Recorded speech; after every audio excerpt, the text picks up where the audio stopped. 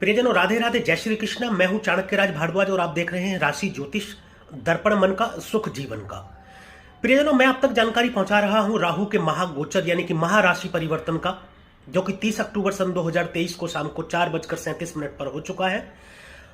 राहु ने राशि परिवर्तन किया है मेष से मीन राशि में। वो इसलिए क्योंकि राहु हमेशा ही वक्री अवस्था में रहते हैं और उल्टी चाल चलते हैं, इसलिए मेष से निकलकर वृषभ में ना जाकर के पीछे की ओर मीन राशि में प्रवेश किया है।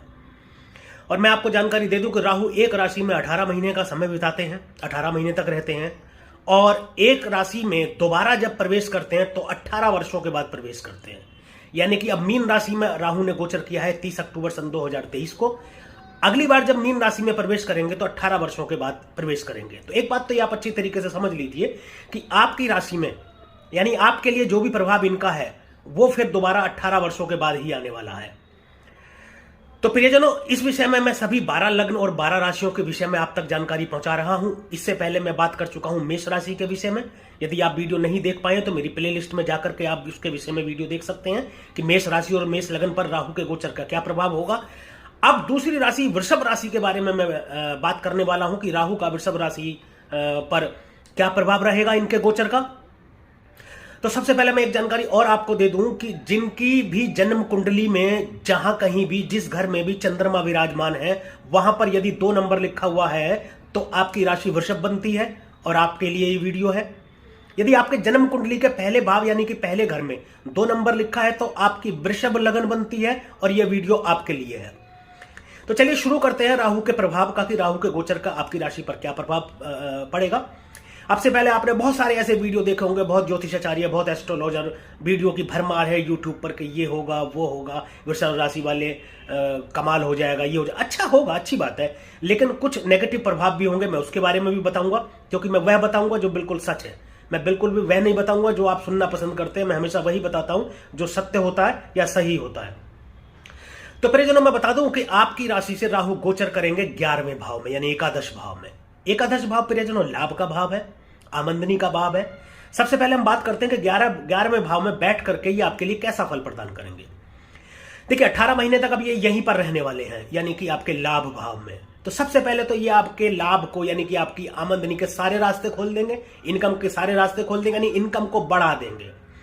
मैंने बताया था राहु के विषय में, एक मेरी वीडियो है, आप प्लेलिस्ट में जाकर के देख सकते हैं कि राहु का स्वभाव गुण धर्म के बारे में मैंने बताया है। क्योंकि किसी भी गोचर या किसी भी ग्रह का फलादेश करने से पहले उस ग्रह के स्वभाव को जानना बहुत जरूरी है कि ग्रह एक्चुअली करता क्या है वो।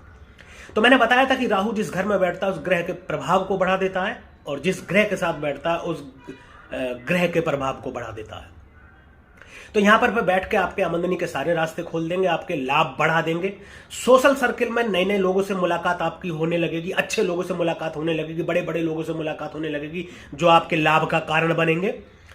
और अचानक, राहु वैसे भी अचानक के कारण है और आपका 11वां भाव भी जो है अचानक से धन लाभ आपको कराएगा, यानी कि लॉटरी सट्टा वगैरह से भी आपको लाभ हो सकता है, या 2 नंबर की इनकम जिसको बोलते हैं टेबल के नीचे की इनकम।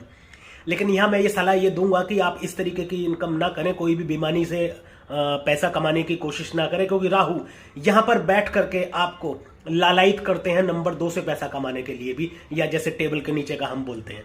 तो ऐसी बिल्कुल भी सलाह नहीं दी जाती है। आप ईमानदारी से रहें, ईमानदारी का साथ बिल्कुल ना छोड़े तो आपको अच्छा लाभ होगा। यकीन मानिएगा ये 18 महीने आपके जीवन में गोल्डन पीरियड लाने वाले हैं राहु।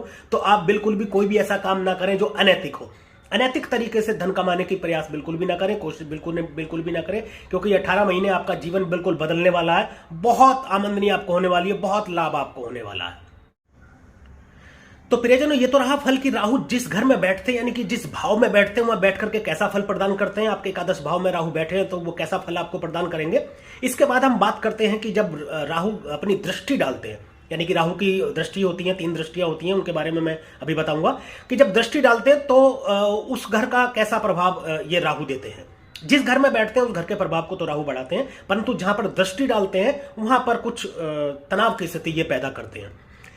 तो मेरे साथ बने रहिएगा प्रियजनों, अंत तक वीडियो में मैं आपको बताने वाला हूं। वीडियो के अंत में कुछ ऐसे उपाय, जो आसान से उपाय जिनको करके आप राहु के दुष्प्रभाव को घटा करके इनके शुभ फल को बढ़ा सकते हैं। यदि दुष्प्रभाव आपके कुंडली के ऊपर या आपके ऊपर है राहु के, तो उनको शुभता में आप तब्दील कर सकते हैं, और यदि आपका शुभ प्रभाव दे रहे हैं तो उनके शुभ प्रभाव को आप बढ़ा सकते हैं। तो सबसे पहले हम बात करते हैं इनकी पहली दृष्टि की। पहली दृष्टि पड़ेगी राहु की आपके तीसरे भाव में। प्रियजनों, तीसरा भाव जो होता है वो पराक्रम का भाव होता है, कम्युनिकेशन का भाव होता है, आपके छोटे भाई बहन का भाव होता है तीसरा भाव। तीसरे भाव में दृष्टि डाल करके आपके पराक्रम को ये बढ़ा देंगे। एक बात और मैं बता दूं, तीसरा भाव मीडिया का भी भाव कहलाता है। यदि मीडिया से संबंधित कोई काम करना चाह रहे हैं आप या शुरू करना चाहते हैं तो आप शुरू कर सकते हैं, उसमें आपको अच्छा फल मिलेगा, बढ़िया फल मिलेगा। जैसे कि आप कोई फिल्म से, मीडिया से या पत्रकारिता से कोई काम करना चाहते हैं तो उसमें आपको अच्छा फल प्रदान करेंगे राहु। यदि आप उसको शुरू करना चाहते हैं तो जैसे यूट्यूब चैनल मतलब भी अगर आप शुरू करना चाहते हैं तो उसमें भी आपको अच्छा फल प्रदान करेंगे राहु, ये आप कर सकते हैं। परंतु छोटे भाई बहनों से थोड़ा सा मनमुटाव करा देंगे, थोड़ा सा हो सकता है कि उनके साथ आपकी थोड़ी तनाव की स्थिति बने रहे, उसके लिए आपको सावधान रहना है, उसके लिए आपको ये देखना है। अब हम बात करते हैं दूसरी दृष्टि। दूसरी दृष्टि का मतलब है कि सातवीं दृष्टि। पहली पांचवी दृष्टि होती है उनकी जो तीसरे भाव में पड़ी, और दूसरी हो गई इनकी सातवीं दृष्टि जो कि आपके पांचवें भाव में पड़ेगी। पांचवें भाव से प्रियजनों देखा जाता है रिलेशनशिप को, यानी कि आपके प्रेम को देखा जाता है पांचवें भाव से। पांचवें भाव से शिक्षा को भी देखा जाता है, लॉटरी सट्टा इत्यादि शेयर मार्केट को भी आप देखा जाता है। शेयर मार्केट में यदि आप कुछ करना चाहते हैं, यानी शेयर मार्केट में इन्वेस्ट करना चाहते हैं, या शेयर मार्केट में कुछ आप काम करना चाहते हैं, या शेयर मार्केट से कुछ काम शुरू करना चाहते हैं तो शुरू कर सकते हैं, उसमें ये आपको लाभ की स्थिति पैदा करेंगे। परंतु एक रिलेशनशिप के बारे में एक बहुत महत्वपूर्ण बात बता देता हूं मैं, वो ये कि एक तो एकादश भाव जहां पर राहु बैठे हैं वहां पर बैठकर, दूसरा पांचवें भाव पर दृष्टि डालकर, ये जो फल होता है इसका, ये मैं आपको बता दूं, वृषभ राशि वाले सुन लें, चाहे वो शादीशुदा है, चाहे वो शादीशुदा नहीं है, अभी अविवाहित है, दोनों के लिए ही मैं बताने जा रहा हूं कि राहु की एकादश भाव में स्थिति आपके जीवन में किसी की दस्तक का जो है हो सकती है, किसी की दस्तक आपके जीवन में हो सकती है। मैं प्रेम की बात कर रहा हूं, प्रेम की दस्तक हो सकती है। मान लीजिए यदि विवाहित भी हैं तो 100% 11वें भाव में बैठ करके आपके रिलेशन को जो है ये ब्रेकअप भी करवा सकते हैं, जैसे कि पुराने रिलेशन को ब्रेकअप करवा के एक नया रिलेशन आपका क्रिएट कर दे, या नए रिलेशन क्रिएट जो आपके जीवन में हो चुका है उसकी वजह से पुराना जो रिलेशन है उसमें ब्रेकअप हो जाए, तो संबंध विच्छेद करा सकते हैं प्रेम का। और ये तो बिल्कुल सच है कि आपके जीवन में या तो कोई आ चुका है, यदि पुरुष है तो स्त्री, और स्त्री है तो पुरुष, आपके जीवन में या तो कोई आ चुका है या फिर आने वाला है। 11वें भाव में बैठ करके राहु ये भी काम करते हैं, और 5वें घर में दृष्टि डाल करके आपके पहले संबंध को विच्छेद करा करके दूसरे संबंध में आपकी जो है जिज्ञासा बढ़ा देंगे, या आपका आसक्ति आपकी बढ़ा देंगे, जिससे कहते हैं कि आपका आकर्षण बढ़ जाएगा। तो ये रही दूसरी यानी कि सातवीं दृष्टि जो 5वें भाव में डालकर राहु आपको फल प्रदान करेंगे। अब बात करते हैं तीसरी और अंतिम दृष्टि जो कि इनकी 9वीं दृष्टि होती है, जो कि पड़ेगी आपके सप्तम भाव में। सप्तम भाव प्रियजनों अर्धांगिनी अपनी पत्नी का भाव है, या जो अगर स्त्री हैं तो उनके लिए पति का भाव है, और पुरुष है तो उनके लिए पत्नी का भाव है।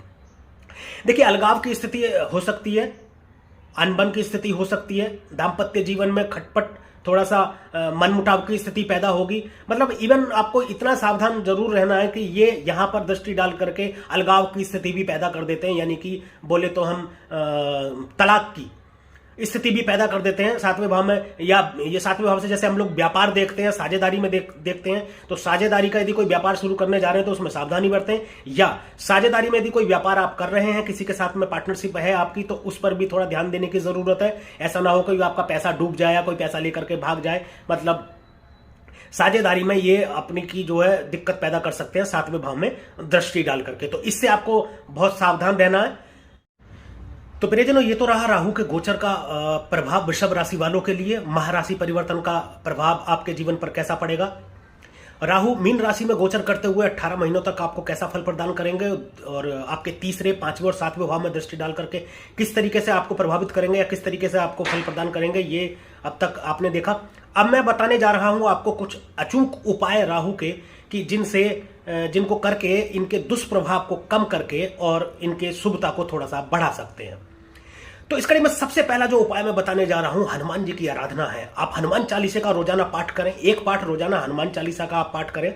जिससे राहु शांत होंगे। अगर अशुभ फल दे रहे होंगे तो उसमें शुभता प्रदान करेंगे।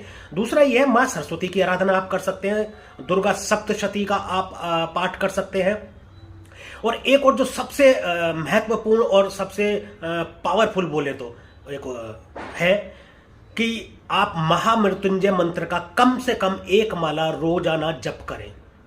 और परिजनों मैं बता दूं कि महामृत्युंजय मंत्र का जो रोजाना आप 1 माला जप करेंगे वो सूर्योदय से 1 घंटे के अंदर अंदर आपको करना, यानी कि जिस समय सूर्योदय होता है उसके 1 घंटे के भीतर ही आपको ये 1 माला जप करना महामृत्युंजय मंत्र का। यदि आप ऐसा करते हैं, ये भगवान शिव की आराधना होती है, तो बहुत ही मजबूती के साथ और बहुत तेजी से और बहुत जल्दी जो राहु यदि आपको अशुभता दे रहे होंगे तो वो शुभ फल देने लगेंगे और आपको कुछ राहत मिलेगी। और एक और खास बात मैं बता दूं, शाम के समय यानी कि शाम के भोजन के समय, रात्रि में भोजन करते हैं आप, शाम के समय भोजन करते हैं, उस भोजन में से कुछ हिस्सा निकाल करके आप कुत्तों को खिलाएं। यदि आप ऐसा करते हैं तो राहु को शांत कर सकते हैं और आपके जीवन में यदि बहुत ज्यादा अशुभता आ रही होगी तो उसको थोड़ा सा अशुभता को कम आप कर सकते हैं। तो परिजनों ये रहे राहु का आप गोचर का प्रभाव वृषभ राशि वालों के लिए और कुछ उपाय जिनको करके आप जो है अच्छा फल ले सकते हैं। तो परिजनों आज के लिए और अभी के लिए बस इतना ही। अगले वीडियो में हम फिर से मिलेंगे। तब तक के लिए राधे राधे, जय श्री कृष्णा। आप देखते रहिए राशि ज्योतिष, दर्पण मन का, सुख जीवन का।